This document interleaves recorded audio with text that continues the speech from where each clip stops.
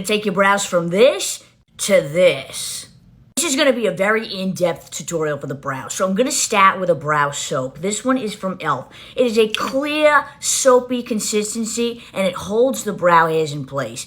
Taking a spoolie brush, this is from ColourPop. I'm just going to dip the spoolie brush very lightly into the product. Then you can take it on the back of your hand and get it even onto the brush. So as of right now, my brows are not groomed or combed at all. You're going to take the spoolie and you're going to start to slowly run the soap product into the brows and push the hairs up to really get the product in there. You actually can also comb the product through, it's called back combing, and it's gonna get the product very much into each and every hair, and then you're just gonna push up and get those hairs in the place that you want. And once you do this, they're not gonna move, so make sure you get them where you want. Because once this dries down, you won't have that much wiggle room, but see the difference where they're combed through and combed up versus not combed at all. I like them already. You know, I could do a natural brow and stop here if I wanted. Now, no single person has two brows that are exactly identical, so they're not going to look the same. I have a thicker brow on this side, the hair is fuller than this side. That's okay.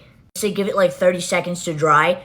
Now, this is very important. This is the brow pencil I'm going to use. Look at the shape of this. It's not your traditional, ABH Brow Wiz where it's a very, very slim tip. This actually does matter in terms of how we're doing these brows today.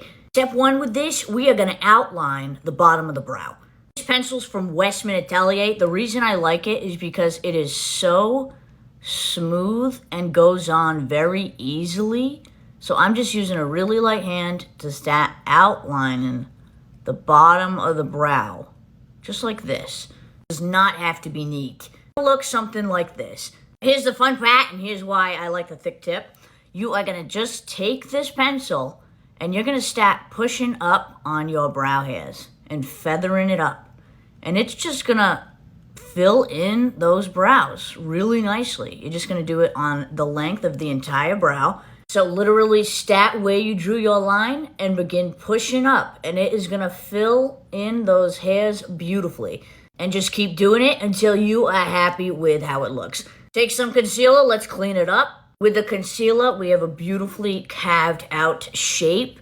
Just tap that concealer in. Optional, you can take a brow pen and just add some dimension into the brow hairs.